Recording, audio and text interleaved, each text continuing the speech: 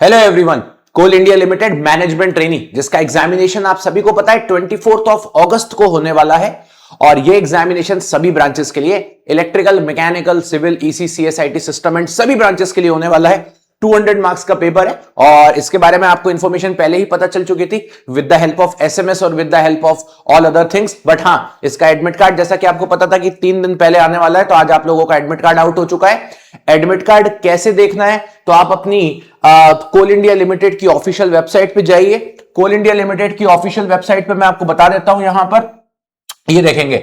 जब मैंने यहां पे सर्च किया कोल इंडिया रिक्रूटमेंट, तो सबसे पहले आता है recruitment of management trainee through computer based test. जब आप इसको क्लिक करेंगे तो यहीं पर आप लोगों को एडमिट कार्ड की लिंक मिलेगी। एडमिट कार्ड के लिंक के साथ साथ आपको यहां पे static mock link of for candidates भी मिलेगा। आप लोग यहां पर मॉक टेस्ट की लिंक भी देख सकते हो और एडमिट कार्ड डाउनलोड करने के साथ साथ आप ये अपना मॉक टेस्ट भी देख सकते हो। टीसीएस आप लोगों का एग्जामिनेशन करवा रहा है।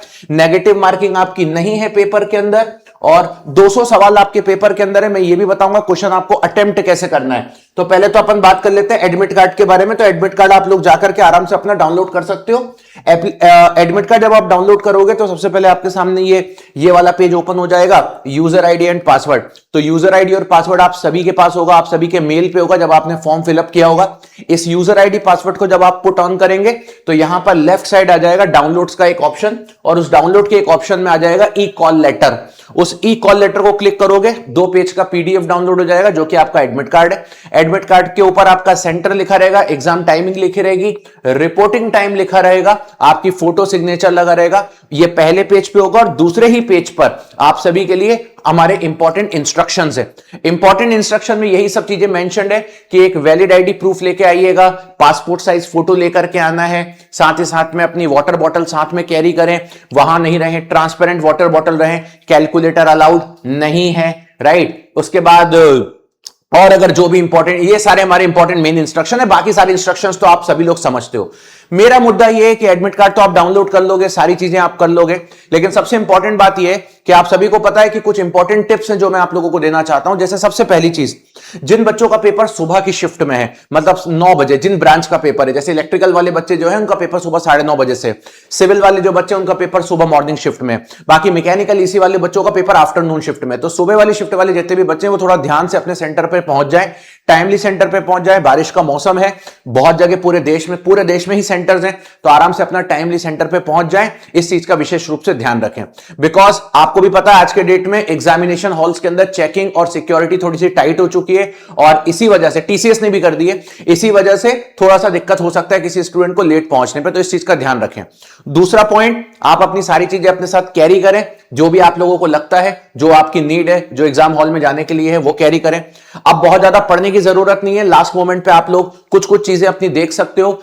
जैसे आप लोगों ने करंट अफेयर्स देख लिया या आपने कुछ पर्टिकुलरली, जैसे कोई इलेक्ट्रिकल का बच्चा है, राइट, और उसको लगता है कि कुछ ऐसा सब्जेक्ट जिसके कुछ इंपॉर्टेंट क्वेश्चंस देख लो, तो उसके बारे में भी बताऊंगा। तो कुछ हल्की फुल्की चीजें आप लोग देख सकते हो और बहुत ज्यादा आपको कुछ करने की जरूरत नहीं, आराम से अपना पेपर दीजिए। मैंने एक स्ट्रैटेजी वीडियो भी बनाया था, अगर आप लोगों को याद हो, जिसके अंदर आप लोगों ने देखा था कि कैसे आप लोगों को क्या क्या चीजों को टैकल करना है, उनको देख लीजिए। तो कुछ इंपॉर्टेंट चीजें ऐसी हैं जिनको आपको देखना चाहिए, बाकी अब एक्स्ट्रा कुछ करने की जरूरत नहीं है, आराम से आप अपना पेपर दीजिए। टारगेटेड स्कोर कितना रखना है आपको, आप कोई भी ब्रांच के 150 प्लस अपना टारगेटेड स्कोर लेकर के चलिएगा, क्योंकि तभी आपकी बात बनने वाली है, राइट।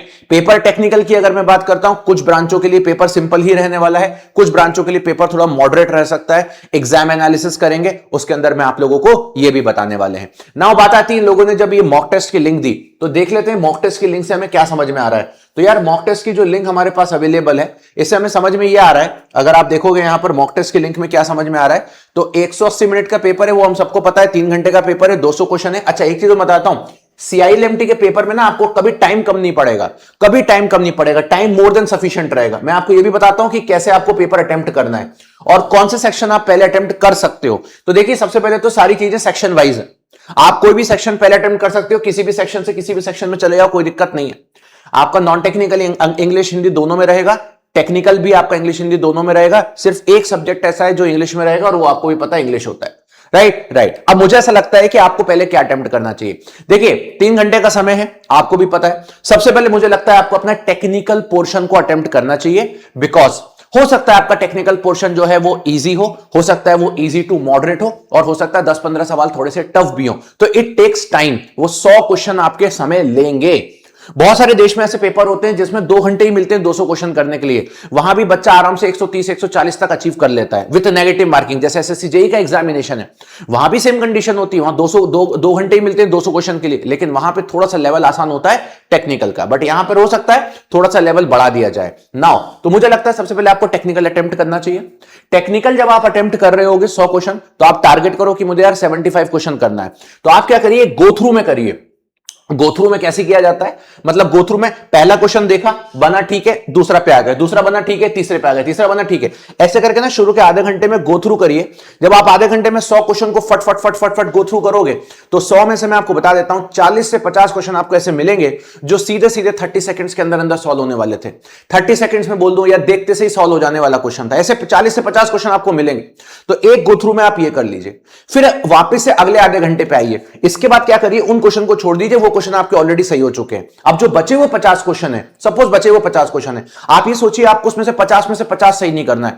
आप अपना टारगेट रखिए कि मुझे ना उसमें से 75 तक, उससे 25 सही करना है। तो उसके बाद उन क्वेश्चन को ट्राई करिए जिसमें लगेगा आपको हाँ थोड़ा सा टाइम है, थोड़ा कंफ्यूजिंग है, थोड़ा टाइम है, लेकिन बन जाएगा। बनने की चांसेस कितनी है, बनने का चांसेस है 80% चांसेस बन जाएगा, उनको ट्राई करिए।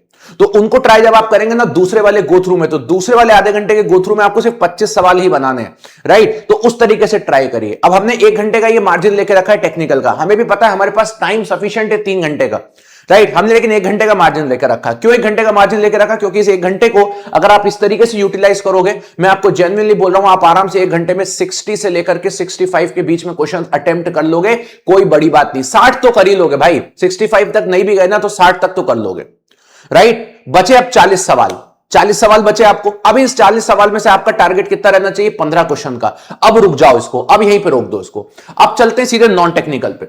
जब नॉन टेक्निकल पे जाएंगे तो आपको भी पता है कि कौन सा पार्ट ज्यादा टाइम लेगा, मैथमेटिक्स, और कौन सा पार्ट टाइम लेगा, रीजनिंग। तो अभी रीजनिंग को मत उठाओ, मैथमेटिक्स को उठाओ। क्यों, क्योंकि अभी 1 घंटा टेक्निकल से ब्रेन स्टॉर्मिंग करके आयो, तो अब एक काम करो, अगर डायरेक्ट रीजनिंग पे जाओगे तो हो सकता है एकदम से लॉजिक ना लगे, तो सीधे चले जाइए न्यूमेरिकल एबिलिटी पे।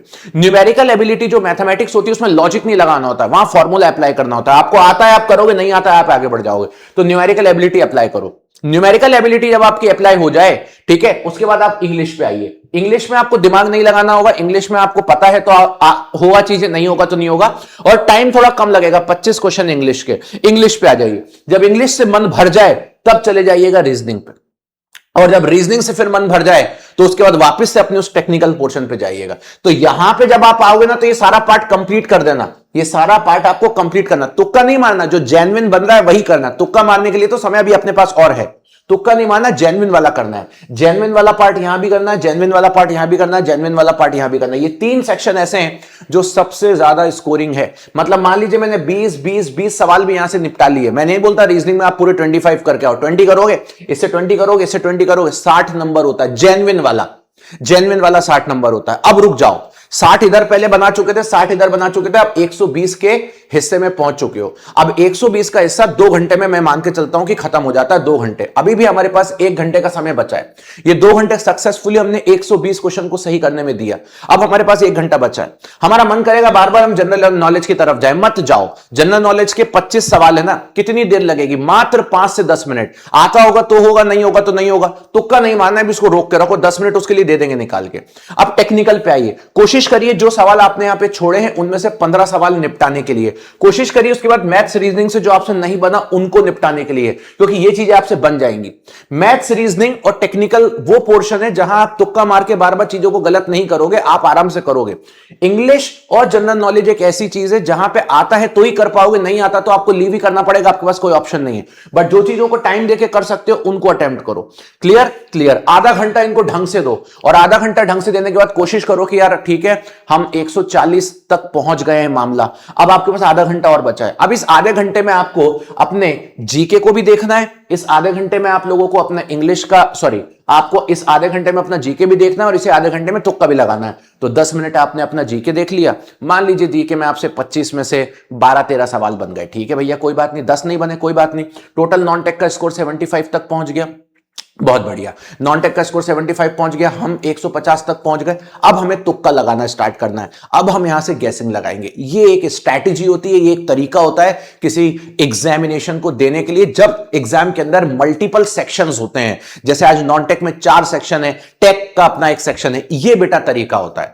लेकिन एज ए स्टूडेंट हम क्या गलती करते हैं वो भी मैं बताता हूं। आप क्या करते हो, सबसे पहले आपके सामने जीके का क्वेश्चन आएगा, आप उसी को अटेम्प्ट करने लग जाओगे, बहरा जाओगे। 25 में से आपसे 10 सवाल बने, आप बोलोगे टफ आ गया, अब क्या करूंगा। फिर आप न्यूमेरिकल एबिलिटी पे जाओगे। आपकी किस्मत कभी कभी इतनी खराब होगी कि न्यूमेरिकल एबिलिटी में शुरू के 5 सवाल आपको दिक्कत करेंगे, पूरा कॉन्फिडेंस पेपर का वहीं आधे पौन घंटे में लूज हो जाता है। फिर हम सोचते हैं अब कुछ नहीं बन रहा, तो एक काम करते हैं, चलो टेक्निकल पे चलते हैं। टेक्निकल में मान लीजिए एक ऐसे टॉपिक का क्वेश्चन आ गया जो आपने कभी देखा ही नहीं था, और कॉन्फिडेंस लूज हो गया। लेकिन ऐसा नहीं है। ऐसी सारी चीजें हो सकता है किसी स्टूडेंट को सबसे पहले स्क्रीन पे दिख जाए, किसी स्टूडेंट को सबसे लास्ट में दिखे। तो इसीलिए मैं बोलता हूं हमेशा, जब क्वेश्चन हम पेपर दे रहे होते हैं तो हमारे सामने जो क्वेश्चंस होते हैं वो शफल्ड होते हैं। आपके बगल वाले को वो क्वेश्चन दिख रहा है जो पूरे पेपर का सबसे टफ है, आपको वो क्वेश्चन दिख रहा है जो पेपर का इजी है, तो आपका कॉन्फिडेंस स्ट्रांग है लेकिन उसका कॉन्फिडेंस लूज है।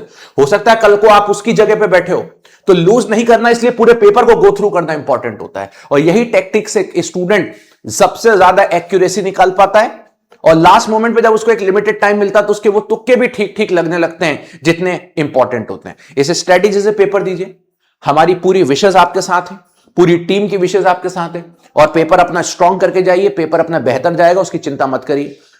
पेपर अच्छा नहीं भी जाता है, अभी और भी बहुत सारे लाइन से पेपर लगे हुए हैं, लाइन से चीजें हमारे पास हैं, और आने वाले एग्जाम में फोड़ेंगे। 24 अगस्त को सभी ब्रांचेस के लिए हम लोग एग्जाम एनालिसिस भी करेंगे, एग्जाम के लेवल भी बताएंगे। मैं खुद इलेक्ट्रिकल का आके पूरी एग्जाम की एनालिसिस करूंगा कि क्या हुआ क्या नहीं हुआ, टेक नॉन टेक सब कुछ करेंगे एग्जामिनेशन के बाद। और इस वीडियो के नीचे डिस्क्रिप्शन में हम एक गूगल फॉर्म भी अटैच कर रहे हैं, उस गूगल फॉर्म को आप लोग फिल कर दीजिएगा ताकि हम एग्जाम एनालिसिस बेहतर तरीके से आपके साथ कर पाए। इसके अलावा गाइस एक चीज और मैं बताऊंगा, वीडियो के नीचे आप ये भी कमेंट कर दीजिएगा कि आपका एग्जाम सेंटर कहां है, राइट। क्योंकि आजकल देश में बहुत बार ऐसी चीजें देखने को मिल रही है कि बच्चों को एग्जाम सेंटर बहुत दूर देखने को मिल रहा है, तो कहीं CIL MT में तो ऐसा नहीं हो गया। तो एक बार जरूर बताइएगा, इसकी इंफॉर्मेशन भी हमें रहनी चाहिए। सिर्फ आप सेंटर बता दीजिएगा, ये बता दीजिएगा कितनी दूर है। इसके अलावा इलेक्ट्रिकल वाले बच्चों को पता होना चाहिए कि मैंने रिसेंटली एक मैराथन लिया था CIL MT का, राइट, और वो ऑलरेडी अवेलेबल है। आप देख सकते हो यहां पर CIL MT का इलेक्ट्रिकल वाले बच्चों के लिए मैंने मैराथन लिया था, और उसमें मैंने 3 सब्जेक्ट्स को डिटेल में करवाया हुआ है। पहला सब्जेक्ट आप लोगों का जो अवेलेबल है वो है कंट्रोल सिस्टम, दूसरा है पावर इलेक्ट्रॉनिक्स, और जो तीसरा आपके पास अवेलेबल है वो है आपके पास डिजिटल इलेक्ट्रॉनिक्स। तो देखेंगे आप लोग, ये CIL MT का फाइनल पंच का मैराथन मैंने लिया था जस्ट एक दिन पहले ही, राइट। तो अगर आप लोगों को लगता है इलेक्ट्रिकल के स्टूडेंट्स को ये देखना चाहिए, इसको देख लीजिए। और भी ब्रांचेस के मैराथन्स यहां पे अवेलेबल है, मैकेनिकल का है, इलेक्ट्रॉनिक्स का है, सिविल का, सारी चीजें यहां पर ऑलरेडी अवेलेबल, उनको भी देख लीजिएगा। नॉन टेक का भी मैराथन अवेलेबल है। प्लस आपको एक बात ये भी पता होना चाहिए कि पर्टिकुलरली ये मेरा टेलीग्राम चैनल है, इस मैराथन की PDF भी टेलीग्राम पर अवेलेबल है, तो आप यहां से पुट ऑन कर सकते हो। So this is all about your today session. Channel subscribe कर लीजिएगा, सेशन लाइक कर लीजिएगा, और मिलते रहेंगे। Thank you so much.